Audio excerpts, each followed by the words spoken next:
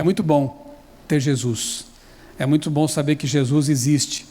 E é muito bom parar para meditar. Ellen White diz, né, que faria muito bem nós pararmos 1 hora por dia, se fosse possível até, né, e meditar nos últimos momentos da história de Cristo. Hoje de manhã, lá em casa, nós fizemos um culto e lemos todo o capítulo do Desejado das Nações, em que Ellen White conta, né, da crucificação de Jesus.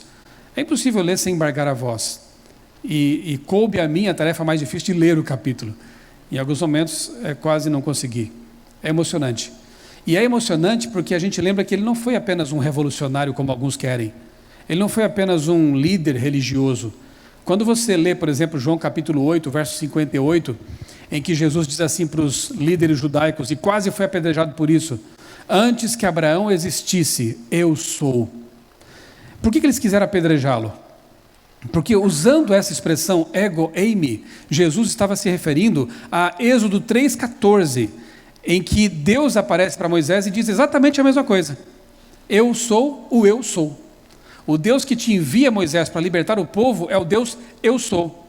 Então quando Jesus diz para aqueles judeus, antes que Abraão existisse, eu sou, ele não estava apenas dizendo que ele existia antes de Abraão, que já seria um absurdo, fosse ele apenas um ser humano. Ele estava dizendo muito mais do que isso. Ele estava dizendo que ele já era Deus antes de Abraão nascer. Isaías capítulo 9 diz que Jesus é o Pai da eternidade. Se ele é o Pai da eternidade, como ele pode ter nascido somente aqui na terra?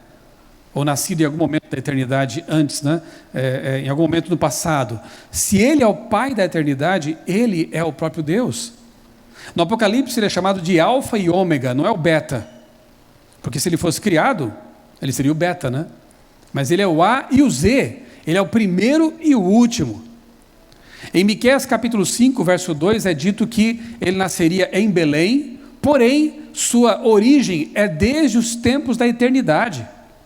A Bíblia está pontilhada de textos, né, que apresentam a divindade e a eternidade de Jesus. Há muitos textos. Quando Jesus, em João 17, ora a Deus e diz assim: Pai, glorifica-me contigo, com aquela glória que eu tive contigo antes de haver mundo. Portanto, ele existe antes do mundo existir. Ele criou o mundo, ele criou o universo. E João capítulo 1 enfatiza isso ao dizer que o verbo era Deus e que todas as coisas foram criadas por ele. Colossenses 1 afirma isso também. Hebreus afirma isso também. Toda a Bíblia afirma que Jesus é o Deus Criador. Tendo esse pano de fundo em mente, quando nós lemos sobre a vida dele aqui na terra, isso fica ainda mais tremendo, porque a gente vê que o próprio Deus Criador se fez homem, nasceu aqui como um bebezinho, né? Ele foi como uma pessoa normal, portanto ele era 100% Deus e 100% homem, uma amálgama que nós não vamos entender nem na eternidade. Esse é um mistério tremendo que deveria ocupar o nosso tempo, as nossas mais profundas considerações e meditações. Deus se fez homem. Deus não criou um semideus e disse assim: vá lá morrer por eles. Não, Ele mesmo veio aqui resolver o nosso problema, como um pai, um bom pai, que jamais delegaria a salvação de um filho a um terceiro. Ele mesmo veio em pessoa para dizer: eu me interesso por vocês, eu quero estar pertinho de vocês, eu quero salvar vocês. E quando você se aproxima de Jesus, é outra coisa maravilhosa de pensar, que ele está no santuário celestial nesse momento, mas lá naquele peito bate um coração de carne, porque ele levou para o céu esse corpo, ressuscitado, glorificado, mas físico. Não é o que Paulo diz? Jesus Cristo, homem. Ele subiu ao céu, levando sua identificação conosco. Ele é o nosso irmão lá no santuário celestial. Então ele te entende, ele me entende. Quando nós sentimos tristeza, quando nós sentimos e temos perdas, quando nós temos, quem sabe até uma depressão, ele entende, porque ele passou por tudo isso. Ele foi abandonado, ele foi incompreendido, ele passou frio, passou fome, passou calor, teve sede. Ele sentiu tudo isso que nós sentimos.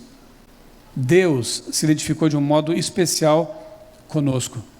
Então, quando você pensa em Jesus, lembre-se, ele é humano e divino ao mesmo tempo. Ele entende as coisas do ser humano e entende as coisas de Deus. Portanto, ele fez essa ponte entre o céu e a humanidade. Nenhum outro poderia fazer isso. Por que ele é o único mediador entre Deus e os homens? Porque ele é o único que pode fazer essa ponte. Sendo Deus, se fez homem. E continua sendo homem, sendo Deus. Ele é a ponte, ele é nosso mediador. E por isso Paulo diz: acheguemo-nos, pois, confiadamente junto ao trono da graça, para encontrar graça e misericórdia. Por que podemos nos chegar com confiança ao trono de Deus, ao trono universal? Porque sentado nele está Jesus. Por que não precisamos ter medo do juízo? Por que a Bíblia diz que o amor lança fora o medo? Porque no trono do universo está Jesus, aquele que já provou que nos ama. Então não precisamos ter medo do juízo, medo de nos aproximar do nosso Criador. Façamos isso com respeito, mas com confiança e com carinho, porque naquele trono está Jesus. Não é um Deus distante, observando para punir, observando para castigar você. Não. É um Deus que, quando usa disciplina, faz isso por amor. É um Deus que, quando permite certas coisas, faz isso porque tem em vista a nossa salvação eterna. Quem está no trono é Jesus. Não é bom saber disso? Quem está nos julgando é o advogado. Olha que tribunal mais justo. A gente, quando às vezes assiste aí alguns julgamentos, alguns casos, fica preocupado: quem vai ser o juiz, Será que o advogado é competente? No caso do juízo divino, Deus atribuiu ao Filho, deu ao Filho o poder de, acumulando funções, julgar e também advogar. Ele é o nosso advogado e é o nosso juiz. Ou seja, ele já está disposto a nos salvar. Ele quer salvar o ser humano. Ele não está disposto já de início a condená-lo. Pelo contrário, a atitude dele é de salvar. Dito tudo isto, lembrando do começo ao fim, que o personagem sobre o qual vamos falar nesta noite é o Deus Criador, é o Deus eterno, que, segundo Ellen White, nunca teve começo e nunca terá fim. Segundo Ellen White, ele não tem vida emprestada nem derivada, ele é o próprio Deus. Tendo isso em vista, vamos abrir a Bíblia agora em Lucas capítulo 23. Abra a sua Bíblia. Há muitas passagens especiais e que emocionam quando a gente lê a respeito de Jesus. Essa é uma das que mais me tocam. Lucas 24, na verdade. É uma das que mais me chamam a atenção pela atitude de Cristo para com dois discípulos anônimos.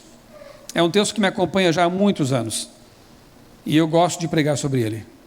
Lucas capítulo 24, contextualizando, Jesus havia morrido, e nós conhecemos bem a história e refletimos sobre ela, nessa semana. Jesus havia morrido na sexta-feira, descansado na sepultura no sábado e ressuscitado logo cedo no domingo, no primeiro dia da semana, que é assim que a Bíblia chama. Obviamente que os discípulos não haviam compreendido muito bem tudo que tinha acontecido. Eles não esperavam que ele fosse morrer. Eles alimentaram o desejo de que ele fosse o rei literal de Israel, que libertasse Israel do jugo romano e levasse o reino à glória do tempo de Salomão e Davi. Claro que eles entenderam muito mal, porque Jesus dizia sempre: meu reino não é neste mundo, eu vim libertar vocês do pecado e propor a vocês o reino eterno. Então, era domingo, e dois discípulos, como eu disse, anônimos, um deles chamado Cleopas, o outro nem sabemos o nome, alguns pensam que poderia ser a esposa dele, um amigo, enfim, caminhavam de volta para a sua aldeia de origem, Emaús. Estavam cabisbaixos, estavam com o coração destroçado, porque todas as esperanças que eles haviam nutrido haviam caído por terra. Jesus, o Messias, aquele que alimentou tantos sonhos, estava morto, segundo eles criam. Estava sepultado, guardado por uma tropa romana, com a pedra selada. O que fazer agora? Voltar para casa. Alguns voltaram para as redes, e esses dois talvez estavam voltando para o campo, para aquilo que haviam deixado para trás, voltando para a vida anterior. E é nesse momento de desolação, caminhando talvez contra o sol, por isso, quem sabe até não identificaram muito bem aquele estranho que se aproximou deles, não sabemos bem o motivo pelo qual eles não conheceram, mas caminhando para casa, eis que aparece ali alguém. Verso 13 e seguintes. Naquele mesmo dia, 2 deles estavam de caminho para uma aldeia chamada Emaús, distante de Jerusalém, 60 estádios, que dá mais ou menos 11 a 12 quilômetros. Iam conversando a respeito de todas as coisas sucedidas. Aconteceu que, enquanto conversavam e discutiam, o próprio Jesus, o Criador do universo, aquele que havia morrido e ressuscitado, se aproximou e ia com eles. Eu quero que você preste atenção nos verbos que aparecem aqui ao longo da leitura, tá? As atitudes de Jesus para com esses 2 homens, que devem ser também as nossas em relação às pessoas que estão aí precisando de esperança. Então, o primeiro verbo, ir. Jesus se aproximou e ia, caminhava com eles. Verso 16. Os seus olhos, porém, estavam como que impedidos de o conhecerem, de o reconhecerem. Então, lhes perguntou Jesus, outro verbo aqui, perguntar: que é isto que vos preocupa e de que ides tratando à medida que caminhais? Eles pararam entristecidos. Um, porém, chamado Cleopas, respondeu, dizendo: és o único, porventura, que, tendo estado em Jerusalém, ignoras as ocorrências desses últimos dias? Ele lhes perguntou: quais? E explicaram o que aconteceu a Jesus, o Nazareno, que era varão profeta, poderoso em obras e palavras, diante de Deus e de todo o povo. E como os principais sacerdotes e as nossas autoridades o entregaram para ser condenado à morte e o crucificaram. Ora, nós esperávamos que fosse ele quem havia de redimir Israel. Note aqui nas palavras deles uma profunda frustração, né? Nós esperávamos que ele fosse a nossa esperança, mas não. Depois de tudo isto, é já este o 3º dia, sexta, sábado, domingo, desde que tais coisas aconteceram. É verdade que também algumas mulheres das que conosco estavam nos surpreenderam, tendo ido de madrugada ao túmulo e não achando o corpo de Jesus, voltaram dizendo terem tido uma visão de anjos, os quais afirmam que ele vive. De fato, alguns dos nossos foram ao sepulcro e verificaram a exatidão, aqui eles se referem a Pedro e João, né? Nós veremos isso amanhã. Foram ao sepulcro e verificaram a exatidão do que disseram as mulheres, mas não ouviram. Então lhes disse Jesus,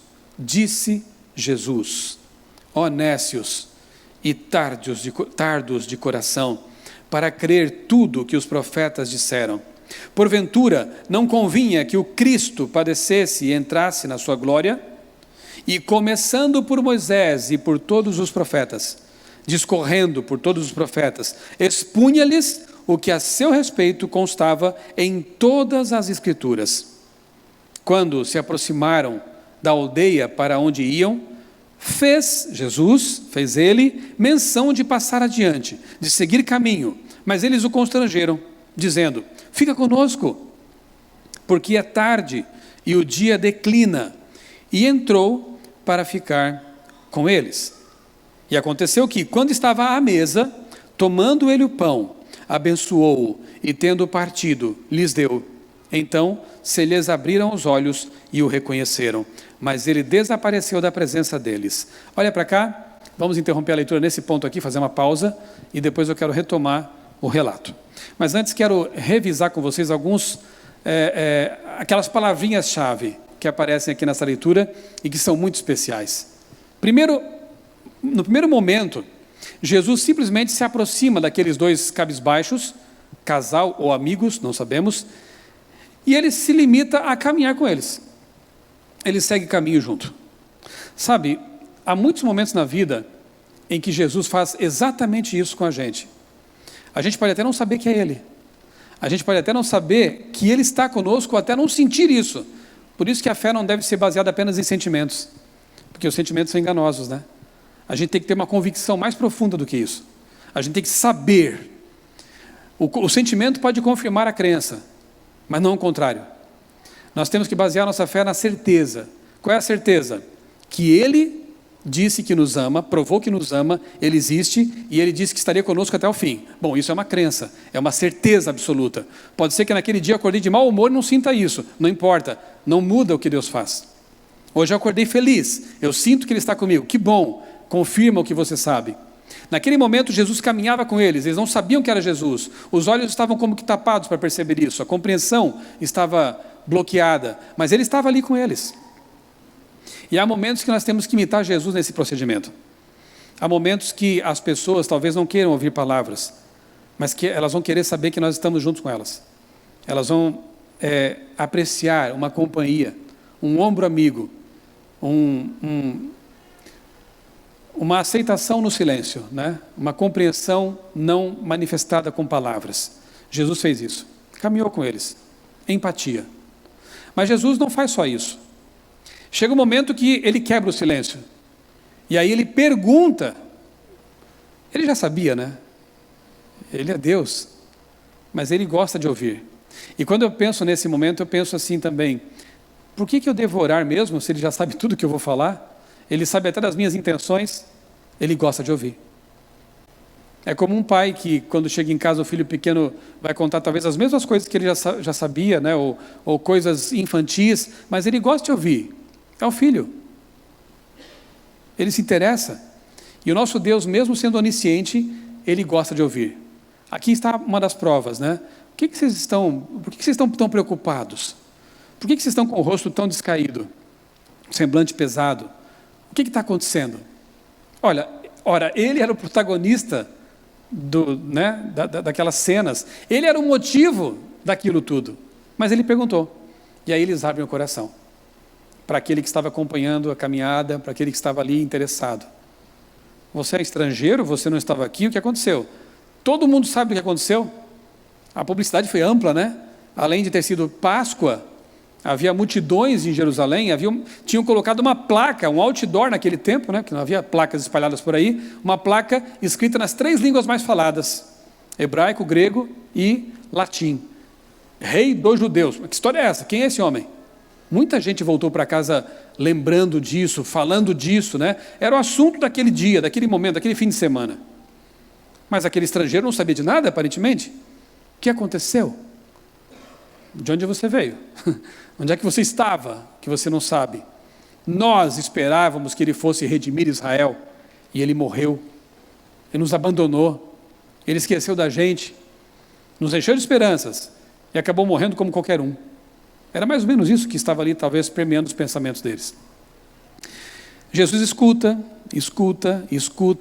e nós também temos que exercitar esse dom, né? E não é fácil, muitas vezes a gente já quer falar, né? Não é fácil, mas a gente precisa fazer como Jesus também, né? Ouvir, compreender, deixar que as pessoas falem. E depois que elas falarem, tentarmos trazer a solução. O que Jesus apresentou como solução?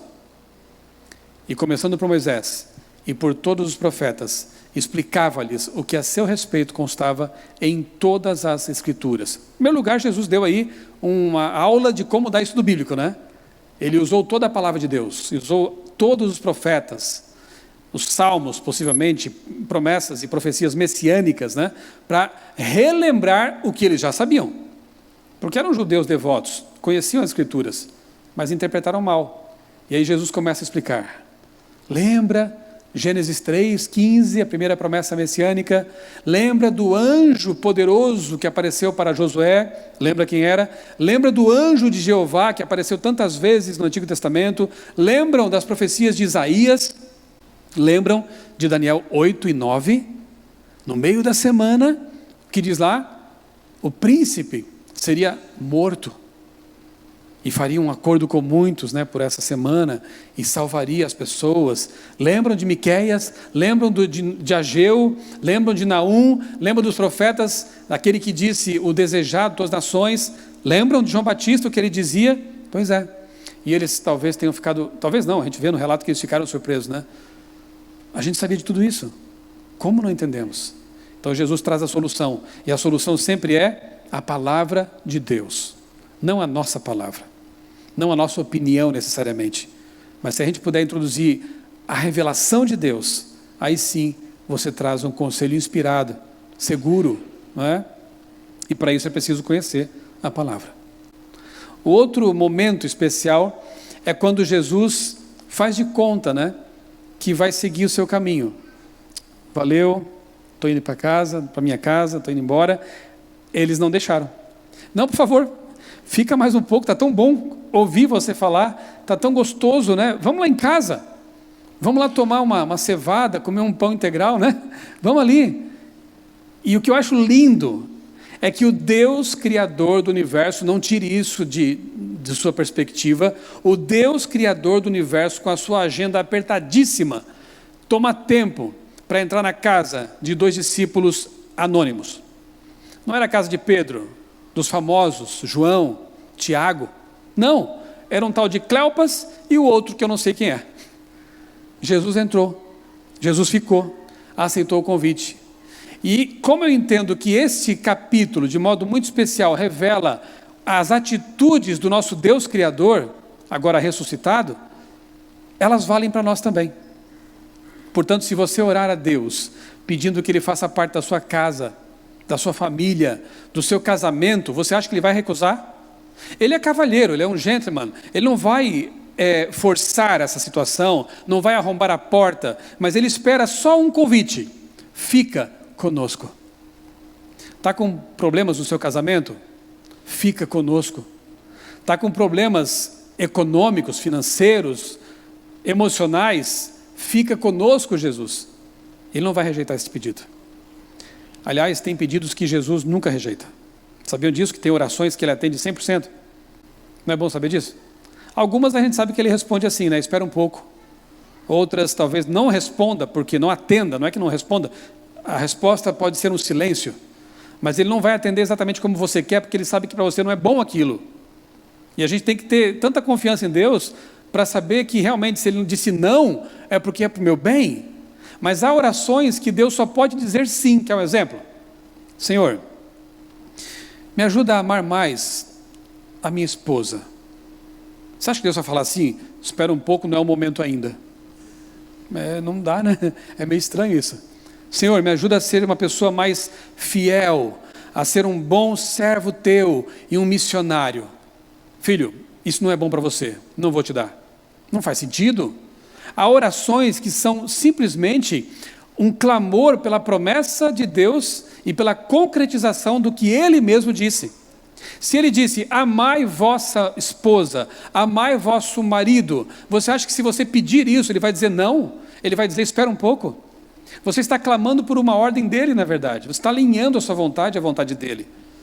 Então, se você disser, Senhor, fica conosco, fica em minha família, fica em minha casa, fica no meu coração, Ele vai dizer, sim, eu vou ficar. Agenda apertadíssima, mas Ele entra na sua casa. Ele entrou lá, naquela humilde casa, em Emaús, para ficar um tempo com aqueles 2. E cena linda, né?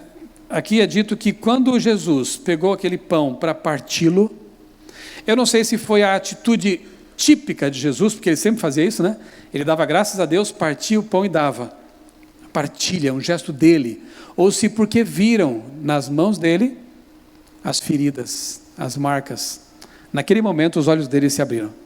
É Jesus. Olha quem esteve conosco. É Jesus. E ele desaparece. Missão cumprida. Por que missão cumprida? Porque agora as lágrimas que haviam sido de tristeza continuaram sendo derramadas, mas de alegria. Por quê? Porque a fé deles foi renovada. Sim, o nosso Messias está vivo. Ele é o Rei dos Reis, é o Senhor dos Senhores. Ele está trazendo para nós um reino eterno, não é só um reino de um trono de pedra ou de ouro que seja. Não, é um reino eterno. Ele nos ofereceu a vida eterna e Ele prometeu e cumpriu. Ele está vivo.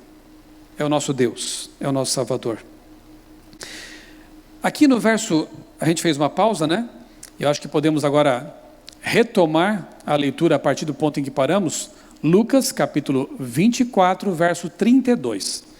Olha a consequência de ter um encontro desse tipo com Jesus. Diz assim o texto, verso 32.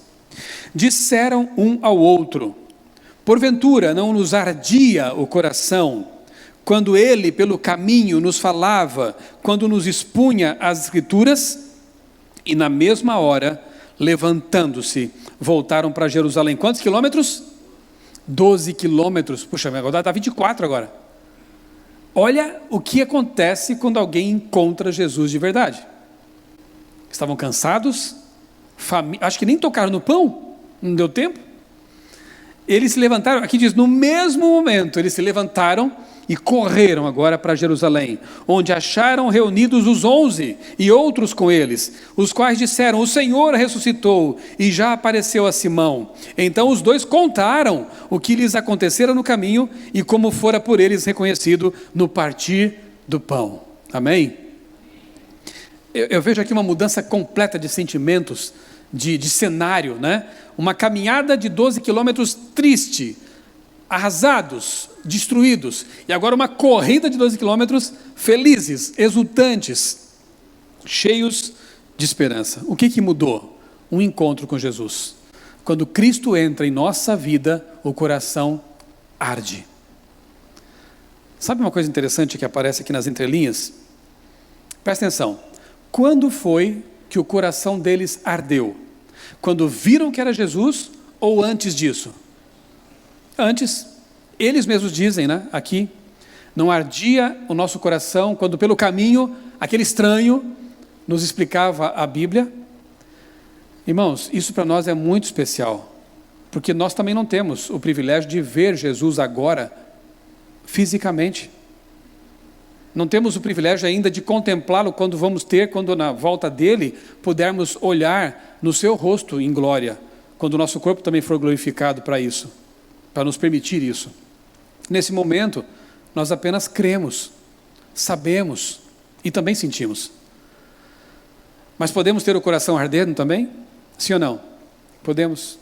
Como? O que fez o coração deles arder? O que fez o entusiasmo renascer dentro deles? O quê? A palavra. A palavra. Não ardia em nós o coração quando ele expunha as Escrituras para nós? Quer ter o coração ardendo? Estude a palavra de Deus. Mas um estudo cristocêntrico, não só intelectual, para acumular conhecimento. Isso é bom também, mas não só isso. Aquela leitura cedinho ou à noite, quando você silencia e só ficam você e Deus, só. Quando você ora sinceramente dizendo, Senhor, abre agora meu coração e a minha mente para eu compreender a Tua palavra. E você vai ler como quem lê uma carta de amor. Você vai ler como quem está ali para aprender do Criador. Como quem sabe que esse livro não é apenas papel e tinta, ele é a palavra inspirada de Deus. E aí você lê caçando, buscando, cavando, para encontrar ali lampejos de Cristo. Se você fizer isso, tenho certeza, o seu coração também vai arder. Você vai ter entusiasmo também para falar desse Jesus. Porque o passo seguinte aqui na leitura a gente vê, foi o quê? Eles contarem para as pessoas o que tinham experimentado. Somente pode contar para os outros aquele que viu alguma coisa, né? Somente pode ser testemunha quem testemunhou alguma coisa. Como você pode falar de Jesus se você não tem contato com Jesus, se você não conhece Jesus? Mas quando ele entra em sua vida, em sua casa, em seu coração, em sua mente, a atitude natural vai ser reunir as amigas, reunir os amigos para dizer, eu tenho um grande amigo que mudou minha vida, quer conhecê-lo? Dependendo do seu entusiasmo, eles vão querer ouvir. Se o seu coração ardeu, eles vão querer ouvir. E se você anda com Jesus, você vai querer falar, a qualquer momento. Você encontrou alguém, você já pensa, esse aqui é um candidato para o céu. Eu preciso deixar um livro que seja com ele. Eu preciso falar alguma coisa para essa pessoa. Você não vai ter coragem de passar mais por alguém no ponto de ônibus, num avião, ou qualquer lugar assim, tendo a chance, deixar de dizer alguma coisa. Deixar de partilhar o que você tem. É lindo ver esses dois cansados, famintos. Não sei quantos aqui já caminharam 12 quilômetros de uma vez. Cansa, né? Cansa, dói as pernas. Quem não está muito em forma dói mais ainda. Então, 12 quilômetros. E quando eles compreendem, eles correm para contar, porque eles não queriam guardar para si. Nós precisamos falar para os nossos amigos que ele está vivo.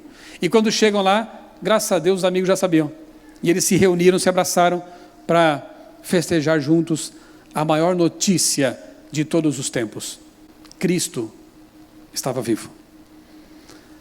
Pensa comigo, esses homens e mulheres precisavam agora ter medo de alguma coisa? O que mais eles iam temer?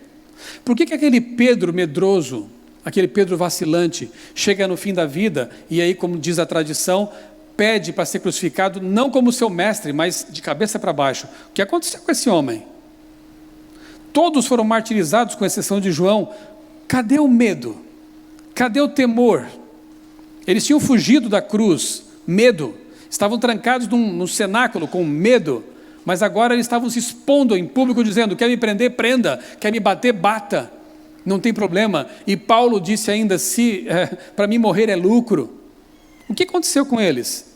Simples, eles sabiam que lá no santuário celestial estava o seu amigo, alguém em quem eles tocaram, alguém a quem eles abraçaram, alguém que comeu com eles. Ter medo do que agora?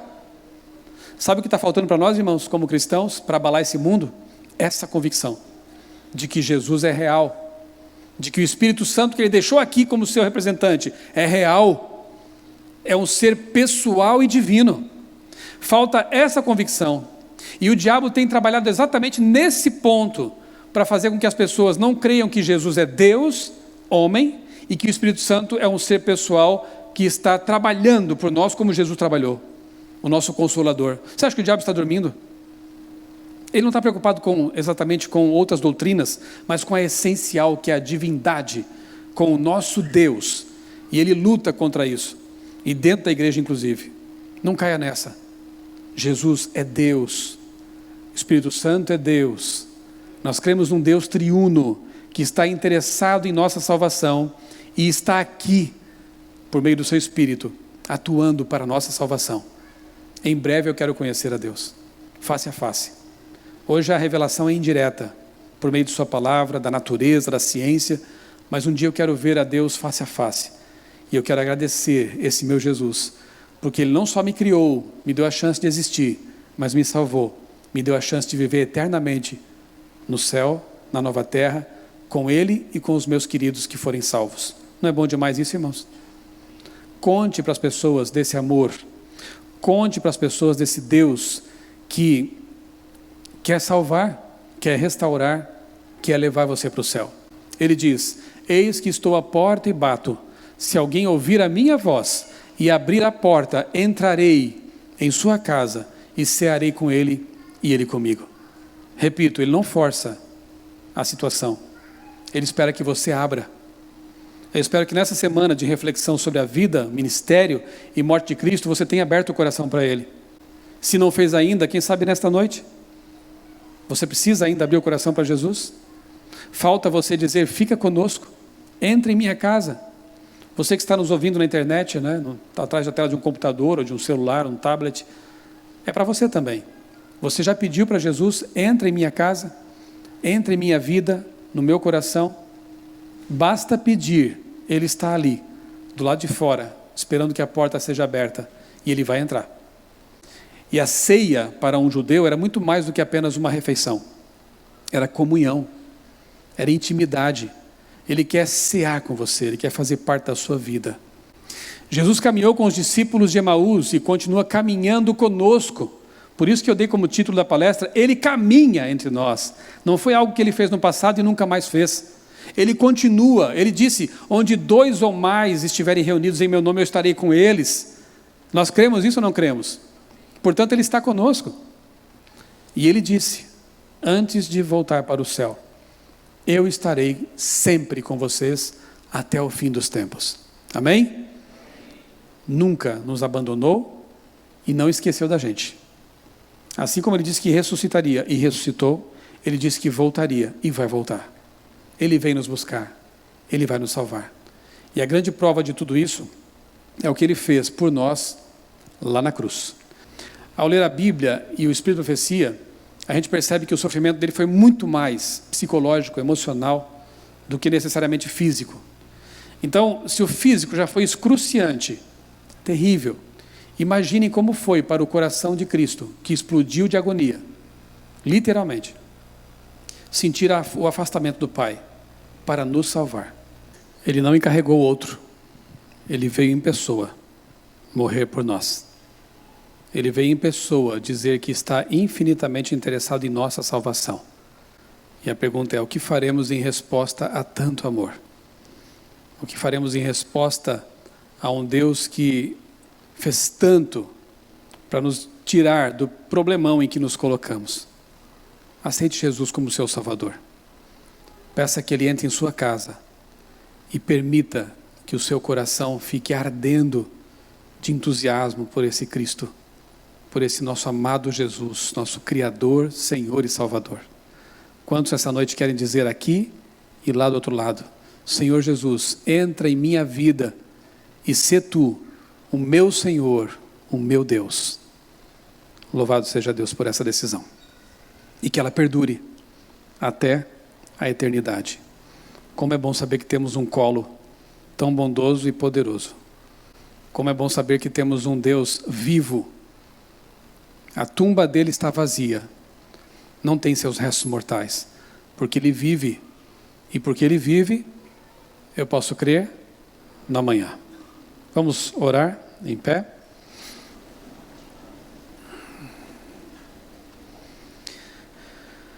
Bondoso Deus, querido Pai, nosso Criador, nosso Senhor, nosso Pai Celeste, nós te agradecemos porque Tu nos deste o dom mais precioso. Em Cristo, a divindade triuna estava redimindo a humanidade. Em Cristo, Pai, Filho e Espírito Santo estavam salvando o pecador. Obrigado, Senhor, porque Tu foste aqui na terra o nosso Consolador. E quando voltaste para o céu para exercer no santuário celestial a Tua obra mediadora, deixaste em Teu lugar o Paracletos, o advogado, o Consolador, um que como Tu é eterno, divino e pessoal para nos confortar, nos consolar. É esse Deus que está conosco neste momento, abrindo nossa mente, o nosso entendimento e nos fazendo compreender toda a verdade. É esse Deus que nos faz recordar Tuas palavras preciosas registradas na Bíblia Sagrada. É esse Deus que intercede por nós também, com gemidos inexprimíveis, e que se alegra quando nós aceitamos Jesus como nosso Salvador. Obrigado, Senhor, porque Tu estás envolvido em nossa vida, em nossa salvação. Portanto, neste momento, nós Te pedimos, entra em nossa vida, entra em nossa família, em nosso relacionamento conjugal, entra em nossa casa, Senhor, e permanece conosco até o fim.